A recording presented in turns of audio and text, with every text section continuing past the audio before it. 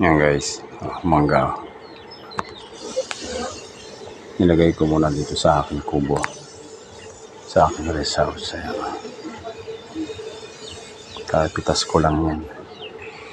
Akin munang tuloy yung dagta bago ko siya ay pahinog. Ayan.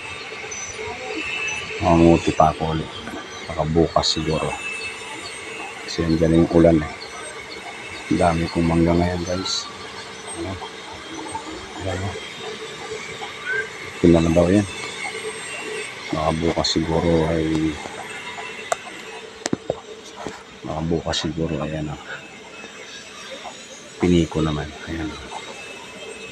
Ayan guys o. Ang dami.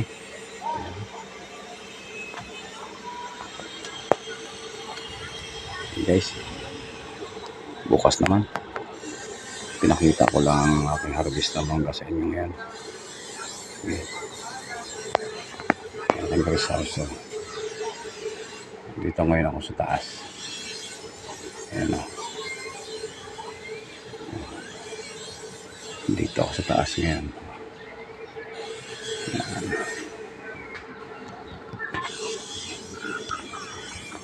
Ayan. Dito ako sa taas ng aking rest house.